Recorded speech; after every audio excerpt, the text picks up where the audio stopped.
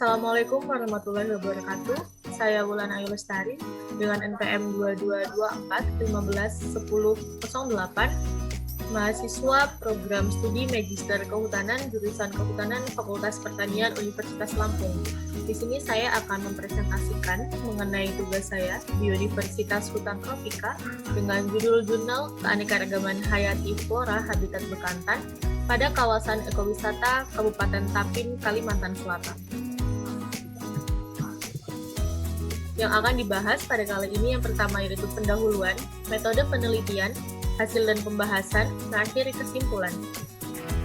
Yang pertama yaitu pendahuluan. Dengan latar belakang, keberadaan primata langka bekantan Nasalis larvatus pada kilometer 24 jalur tongkang, pengangkut batubara pertambangan batubara PT Antang Gunung Meratus PT AGM kian memprihatinkan. Kondisi habitat bekantan semakin terbatas karena perubahan penggunaan lahan menjadi lahan produksi dan pemukiman.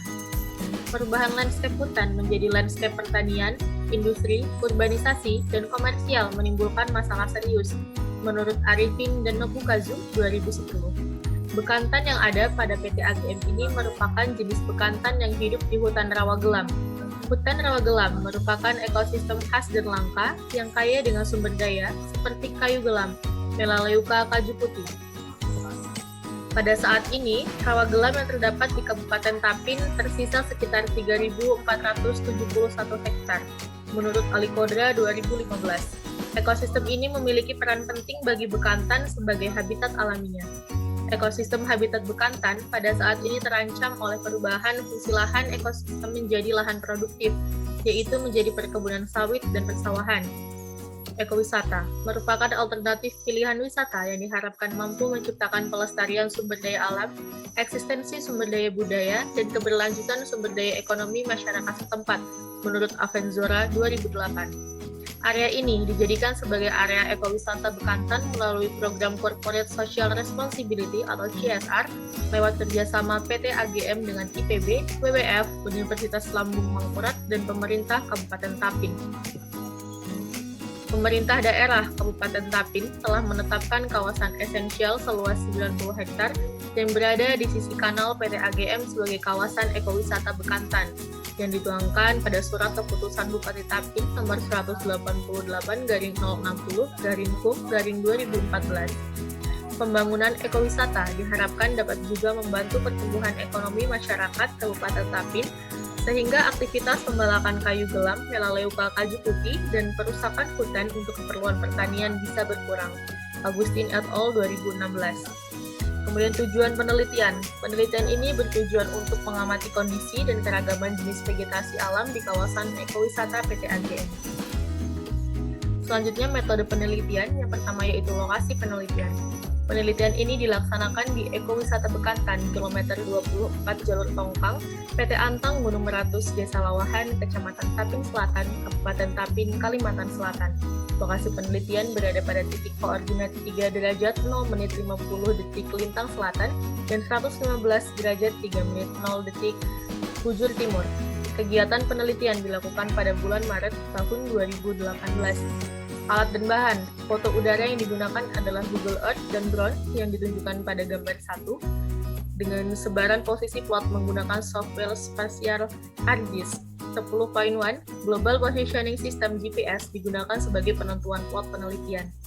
Alat analisis vegetasi yang digunakan adalah meteran, panjang 50 meter, pita ukur, tali sheet, kamera, dan kain hitam, dengan proses analisis data menggunakan Microsoft Excel.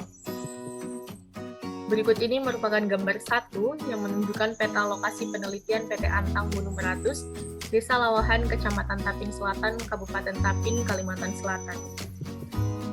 Selanjutnya, prosedur penelitian. Analisis jenis tumbuhan habitat bekantan dilakukan menggunakan analisis vegetasi dengan metode systematic purposive sampling with random start, yaitu ditunjukkan pada gambar 2. Analisis vegetasi dilakukan pada 3 tipe tutupan vegetasi yang memiliki karakteristik yang berbeda berdasarkan citra Google Earth yang ditunjukkan pada gambar 3. Prosedur analisis vegetasi yang digunakan yaitu pertama, pengamatan dilakukan pada 3 tipe tutupan vegetasi.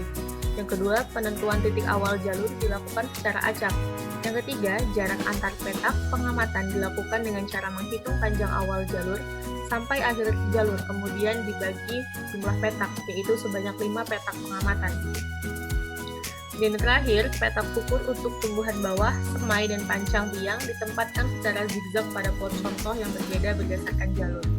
Petak contoh analisis vegetasi pada gambar 2 terbagi menjadi beberapa bagian, yaitu A, petak 20 x 20 meter untuk pengamatan tingkat pohon.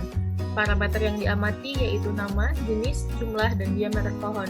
Diameter yang diamati pada diameter base height atau DBH dengan parameter atau diameter lebih dari sama dengan 20 cm. Pembuatan profil tajuk dilakukan dengan mengukur panjang transek, lebar transek, tajuk terpanjang, dan tajuk terpendek. Kemudian B, petak 10 x 10 meter untuk pengamatan tingkat tiang dengan parameter yang diamati adalah nama jenis, jumlah, dan diameter tumbuhan dengan batasan diameter yang diamati yaitu kurang dari sama dengan 10 cm DBH. Selanjutnya yaitu petak 2 x 2 meter untuk pengamatan tingkat semai. Parameter yang diamati ialah nama jenis dan jumlah setiap jenis dengan batasan dari tingkat kecambah sampai yang memiliki tinggi kurang dari 1,5 meter. Data yang dikumpulkan kemudian dianalisis kerapatan suatu jenis, indeks nilai penting atau INP, indeks keanekaragaman Shannon Winner yaitu H. aksen, indeks kemerataan pilu, indeks kekayaan Margalef, dan indeks kemiripan komunitas.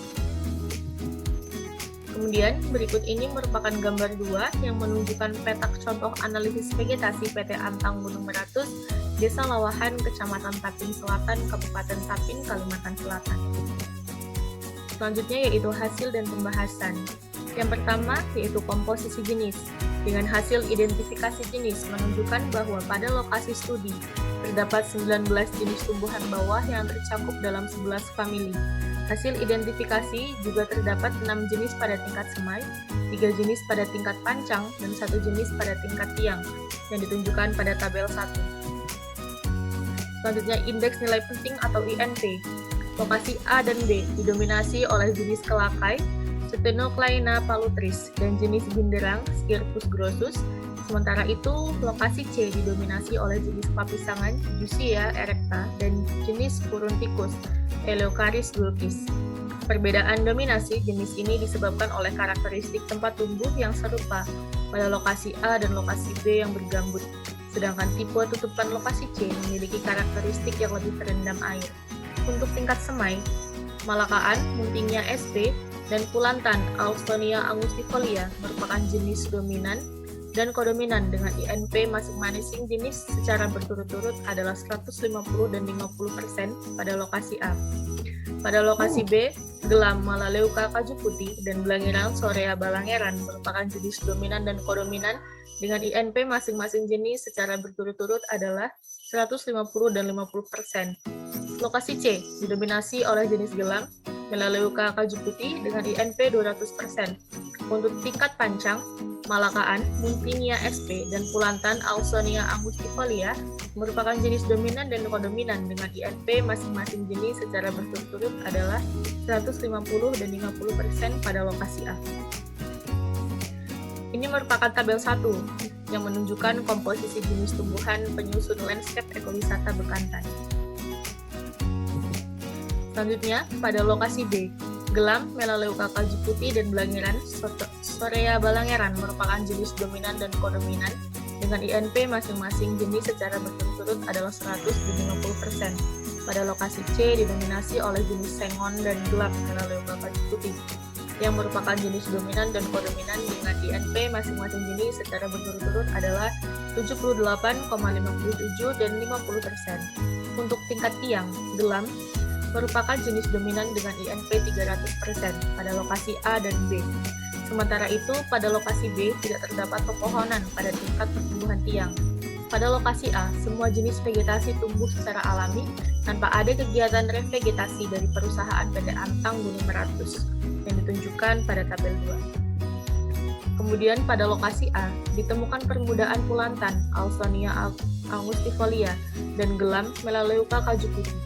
Kedua jenis ini merupakan jenis asli atau endemik pada habitat bekantan pada lokasi sebelum kebakaran, yaitu Agustin et al. 2016. Pada lokasi B dan C juga terdapat kedua jenis tersebut, namun ada beberapa individu yang tumbuh dengan bantuan kegiatan revegetasi perusahaan. Berdasarkan indeks nilai penting, maka jenis yang dominan dapat dikatakan jenis yang paling berperan dan paling mampu memanfaatkan lingkungan secara efisien dibanding jenis-jenis yang lain. Jenis yang dominan adalah jenis yang dapat memanfaatkan lingkungan yang ditempatkan secara efisien dibanding jenis lain dalam tempat yang sama, menurut Smith 1977.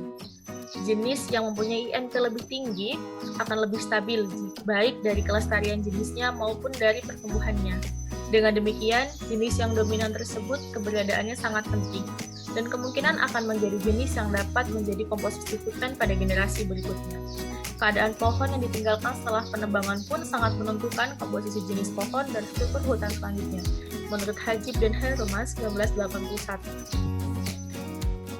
Kemudian berdasarkan informasi dari masyarakat sekitar kawasan, diketahui bahwa jenis kelakai, Phenoclaena pasutris, merupakan jenis pionir yang tumbuh secara alami pasca kebakaran yang ditunjukkan pada gambar 4, di mana daun merupakan jenis pakan utama bagi bekantan yang tersedia di habitat secara alami. Dari semua pakan, proporsi daun mencapai 92% menurut Bismarck 1987. Tingginya tingkat konsumsi pada daun disebabkan keragaman jenis pohon yang rendah dan produksi buah yang tidak selalu ada. Walaupun termasuk folifora, bekantan bukan folifora sejati. Primata ini mengkonsumsi hampir semua bagian tumbuhan yang mencakup akar, kulit batang, daun, buah, dan bunga. Supriyatna 2000. Gambar 4 menunjukkan tumbuhan bawah jenis kelakai, Phenoclaena palutris, yang merupakan daun yang dimakan oleh bekantan. Selanjutnya, bekantan biasanya berperan sebagai folifora antara bulan Juni dan Desember, serta berperan sebagai frugivora antara bulan Januari dan Mei.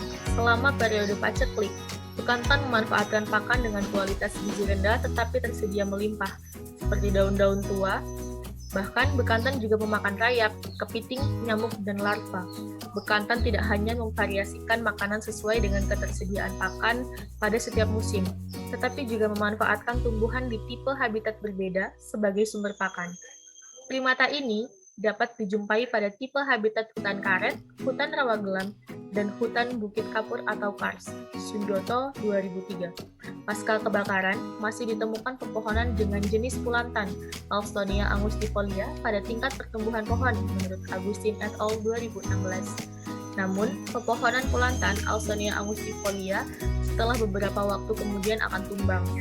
Habitat yang sesuai bagi bekantan sangat ditentukan oleh faktor internal dan faktor eksternal.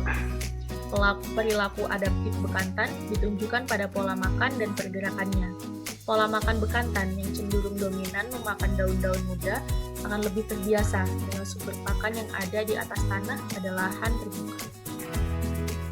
Selanjutnya, bekantan sebagai satwa primata arboreal yang memanfaatkan strata tajuk untuk pergerakannya, dengan adanya faktor gangguan aktivitas manusia akan cenderung berperilaku sebagai satwa terestrial. Perilaku sendiri memiliki arti sikap dan gerak organisme dalam merespons dan beradaptasi pada perubahan lingkungan, menurut Sumarwoto 2001. Perilaku bersifat adaptif pada makhluk hidup, ditujukan juga pada proses belajar tentang bahaya dan upaya perilakunya menghindari bahaya. Perilaku adaptif dapat terjadi pada kondisi lingkungan apapun dan dimanapun. Adanya perubahan lingkungan pada habitat bekantan telah memengaruhi tingkah laku yang menyebabkan ketergantungan dan bahkan sifat toleransi. Bekantan memiliki kemampuan untuk merespons perubahan yang terjadi pada habitat untuk bertahan hidup. Selanjutnya, keanekaragaman jenis. Nilai keanekaragaman tumbuhan bawah pada lokasi A memiliki keanekaragaman yang rendah, sedangkan lokasi B dan C memiliki keanekaragaman yang sedang. Keanekaragaman yang rendah pada lokasi A mengindikasikan adanya tekanan ekologis yang berat pada lokasi A, sehingga hanya jenis tertentu yang mampu bertahan. Pada tingkat semai, lokasi A dan C memiliki indeks keanekaragaman yang rendah, sedangkan lokasi B memiliki keanekaragaman yang sedang. Pada tingkat panjang, lokasi A dan C memiliki nilai keanekaragaman yang sedang, sedangkan pada lokasi B memiliki keanekaragaman yang rendah. Pada tingkat tiang, semua lokasi memiliki tingkat keanekaragaman yang rendah karena hanya satu jenis yang sudah tumbuh pada tingkat tiang, yaitu jenis gelam, Melaleuca kajiputih. Selanjutnya, kemerataan jenis. Lokasi A termasuk dalam kategori tingkatan sedang, sedangkan lokasi B dan C termasuk dalam kategori tingkatan tinggi. Pada tingkat pertumbuhan semai, lokasi A 0,65 dan C 0 memiliki nilai kemerataan yang rendah dibandingkan dengan lokasi B yang sebesar 0,91. Lokasi A termasuk ke dalam komunitas yang labil, lokasi B termasuk ke dalam komunitas yang stabil, dan lokasi C termasuk ke dalam komunitas yang tertekan. Pada tingkat pertumbuhan panjang, lokasi A, B, dan C memiliki nilai indeks kemerataan yang tinggi, yaitu secara berturut-turut sebesar 0,91, 0,91, dan 0,82. Pada tingkat pertumbuhan panjang, semua lokasi termasuk dalam komunitas yang stabil. Nilai indeks kemerataan jenis menunjukkan tingkat kemerataan suatu individu per jenis dalam luasan hutan tertentu. Konsep kemerataan dapat dipahami sebagai derajat kelimpahan individu pada setiap jenis yang ditemukan dalam suatu komunitas tertentu, menurut Maguran 1998. Berdasarkan nilai indeks kemerataan, nilai 0,00 kurang dari E kurang dari 0,50 termasuk ke dalam komunitas tertekan. 0,50 kurang dari E kurang dari 0,75 termasuk dalam komunitas labil. Dan 0,75 kurang dari E kurang dari 1,00 termasuk ke dalam komunitas stabil. Nilai kemerataan berdasarkan indeks kemerataan dulu 1996 dalam Odum 1993 pada jenis tumbuhan bawah lokasi A 0,69 memiliki nilai yang lebih rendah dibandingkan dengan nilai dari lokasi B 0,78 dan C 0,75. Selanjutnya, indeks kekayaan jenis. Nilai indeks kekayaan Margalef pada tingkat tumbuhan bawah lokasi B 2,4 memiliki nilai indeks yang lebih tinggi dari A 0,56 dan C 1,63. Pada tingkat pertumbuhan semai lokasi B 1,67 lebih tinggi dibandingkan dengan semai lokasi A 0,59 dan C 0. Pada tingkat pertumbuhan pancang lokasi B 1,67 lebih tinggi dibandingkan dengan lokasi A 1,17 dan C 1,51. Namun, terlihat nilai indeks kekayaan dari tiga lokasi ini tidak terlalu jauh berbeda pada tingkat pancang. Pada tingkat tiang, semua lokasi memiliki nilai indeks kekayaan yang rendah karena hanya satu jenis, yaitu gelam Melaleuca kajiputih yang tumbuh pada tingkat tiang. Bahkan pada lokasi C tidak terdapat pohon pada tingkat tiang. Ini merupakan tabel 2 yang menunjukkan kerapatan, keanekaragaman, kemerataan, kekayaan, dan dominansi jenis pada setiap lokasi tipe tutupan vegetasi di landscape habitat ekowisata Bekantan. Selanjutnya adalah indeks kesamaan komunitas. Indeks kesamaan pada jenis tumbuhan bawah, tingkat pertumbuhan semai dan pancang dari setiap lokasi memiliki indeks kesamaan yang rendah. Namun, pada tingkat tiang lokasi A dan B memiliki nilai indeks kesamaan yang tinggi, yaitu 1. Secara keseluruhan, lokasi A dan B memiliki nilai kesamaan yang sedang dan tinggi kecuali pada tingkat semai, yang ditunjukkan pada tabel 3. Fungsi kemiripan menghitung kesamaan dan ketidaksamaan antara dua objek yang diobservasi, yang dalam penelitian ini antar tipe tutupan berdasarkan citra Google Earth. Kemiripan suatu komunitas dengan komunitas lain dapat dinyatakan dengan similarity coefficient.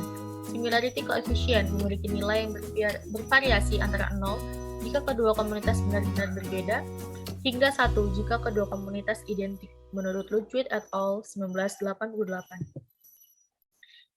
Berikut ini merupakan tabel 3 yang menunjukkan indeks kesamaan jenis antar lokasi yang berbeda, tipe tutupan pada setiap tingkat pertumbuhan pohon dan tumbuhan bawah. Dengan IS yang menunjukkan indeks similaritas, 0% sangat berbeda dan 100% sangat identik. Terakhir yaitu kesimpulan. Pada kawasan ekowisata terdapat 19 jenis tumbuhan bawah, di mana terdapat 10 jenis yang dapat dimakan oleh bekantan. Pada tumbuhan bawah didominasi oleh telakai, Stenochleina palutris, dan binderang pada lokasi A dan B. Sedangkan pada lokasi C didominasi Furunticus, Eleocharis dulcis, dan papisangan Eusia erecta. Pada tingkat pohon didominasi oleh gelam Melaleuca kajiputih, malakaan, Muntingia sp, ulantan Ausonia angustifolia, blangiran Sorea balangeran, dan sengon Albizia falcataria. Ketiga lokasi memiliki nilai kesamaan yang rendah pada jenis tumbuhan bawah, tingkat semai dan pancang. Pada tingkat tiang, lokasi A dan B memiliki nilai kesamaan yang tinggi atau sangat mirip, yang disusun oleh jenis gelam Melaleuca kaju putih. Semua jenis pohon merupakan jenis pakan bekantan. Kemudian ini merupakan sumber yang digunakan dalam presentasi kali ini, yaitu oleh Pak Ernesto et al. 2019, dengan judul Keanekaragaman Hayati Flora Habitat Bekantan pada Kawasan Ekowisata Kabupaten Tapin, Kalimantan Selatan, yang dipublikasikan pada Jurnal Ilmu Pertanian Indonesia atau JIPI. Terima kasih, sekian presentasi dari saya. Mohon maaf apabila ada kesalahan. Saya akhiri. Wassalamualaikum warahmatullahi wabarakatuh.